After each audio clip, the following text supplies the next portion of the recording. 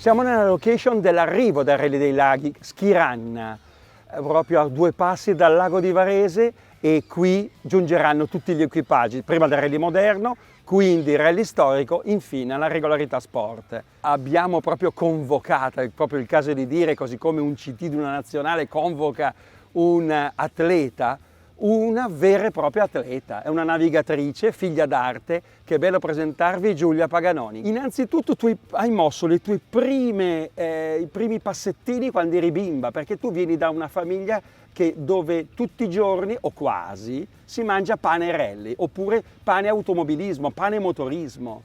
Sì, in effetti sin da piccolina io ho sempre sentito parlare di auto, ho partecipato come spettatrice alle gare di mio padre e quindi il fatto di poter salire su un'auto da rally è stato naturale per me. Ecco, papà, Lele Paganoni, già alla fine, pensate, ha iniziato nel 79, quando ha preso le mosse, la prima edizione proprio del Rally Automobilismo Varese, pensate. E da lì in poi ha corso con 911 turbo, con R5 turbo, insomma erano auto molto difficili, impegnative, e papà Lele davvero le padroneggiava molto bene.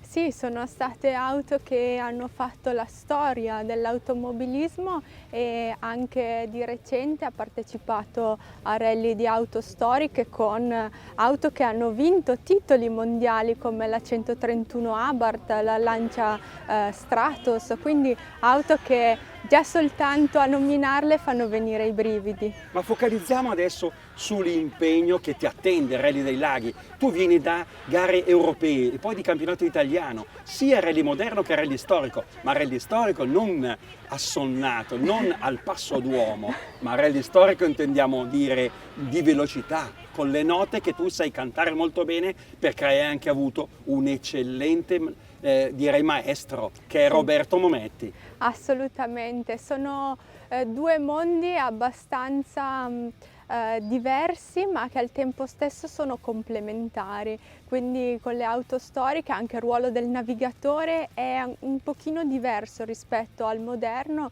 però comunque sia quando sei in auto le note le devi cantare sempre. E sarai al via del Rally dei Laghi quest'anno con quale pilota? Con Pari De Brusa. Ecco, con la Stratos con chi hai corso? Con la 037 con chi? Con la Lancia Stratos ho corso col bassanese Dino Tolfo, mentre invece con la Lancia 037 con Marco Bianchini di San Marino, entrambe le macchine preparate dal team K-Sport. Ecco, noi ora concentriamoci sulle sue note, ma soprattutto le porgiamo in bocca al lupo. Un in bocca al lupo perché è un inizio d'anno questo, dove senza dubbio sarà impegnata e chiamata da numerosi altri. Noi ci auguriamo anche per disputare un'identica, unica stagione con uno stesso pilota. Ma speriamo, dai, sarà una stagione ancora particolare, però noi ce la mettiamo tutta. Grazie. In bocca al lupo. Viva il lupo. 5 meno 80, Costa, sinistra 4 veloce, no Osa, per ritardo a destra 4 veloce, diventa 4 meno, lunga, apre, lunga